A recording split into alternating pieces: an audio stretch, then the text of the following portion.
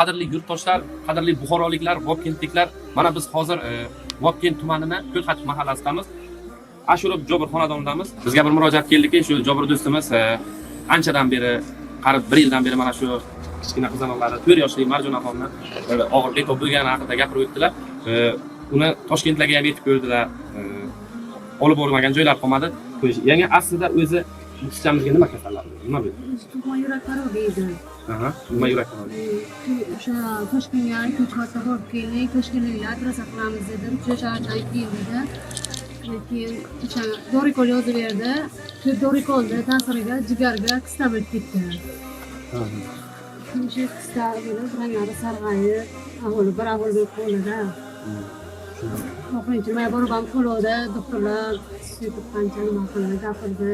Uy savatga operatsiya berdi. Mana bu ikkilasini olib tashladilar buni. Hozir taloq olingan, shunaqa. Taloq olingan. Qitaqot esa qorni shishadi, zo'riqadi. Xo'sh, qadrli do'stlar, mana nima haqida bo'lib o'tganimizni eshitib o'tdingizlar. Biz shifokor emasmiz. Qo'ldan kelgancha o'zimiz shu narsalarni so'rab oldikki, aynan nima dardlari borligini. Shu qizalog'imizni hozirgi davolatishda imkoni ham bor, davosi ham bor, lekin bularning oilaviy sharoitlari ko'tarmaydi. Oilaviy sharoitlari o'ziga qiyinchilik bilan yashab kun ko'radilar. Og'ir mehnatda yuradi. Ana Jobir do'stimiz yaxshi doim zaribdor, Ko'lxatch deyarli hamma tanisa kerak, yaxshi inson, doim mehnat ichida yurgan inson. Hozirda bularni qizlarini davolatishda imkoniyatlari yo'q. Biz sizlardan iltimos qilib so'ragan bo'lardikki, kimning imkoni yetsa, kimning sharoiti yetsa, shu videomizga befarq bo'lmasdan mana shu pastda katta nomerlarni yozib qoldiramiz. Shularni o'zlariga, katta nomerlariga ehson hadya qilishlaringizni iltimos qilgan bo'lardim. Bundan tashqari kimda karta yo'q, uyini bilgan, xonadonni bilgan, yurakdan chin ko'ngildan qo'llariga naqd qilib ketirib berishlaringiz ham mumkin. Ehsonni katta kichik bo'lmaydi, 5 ming, 10 ming uni ham daxli yo'q.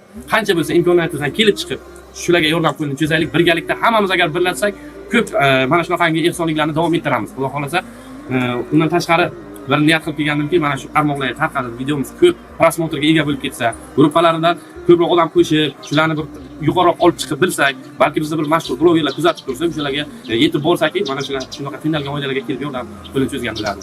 Bu xonadonda Jobir do'stimiz akalari bilan 2 xonadon bitta hovlida istiqomat qiladilar. Oilaviy sharoitlarni ko'rib bilgan holatda biz video murojaat qildik. Bu videoni do'stlaringizga, yaqinlaringizga, jamiki hammaga jo'natib qo'ying. Ko'proq odam ko'rsin, gruppaga ko'proq odam qo'shing. Pastdagi raqamga karta raqamlari, telefon raqamlarini qoldiraman, o'zlariga qo'ng'iroq qilib, o'zlari ko'rib, xonadonlarga kelib, ehsonliklaringizni ham qilishlaringiz mumkin. Aminmanki, bu videoroligimiz sizlarni befarq qoldirmaydi. Ko'rishguncha xayr. Bizni kuzatib boring, biz yana videorolik qilamiz.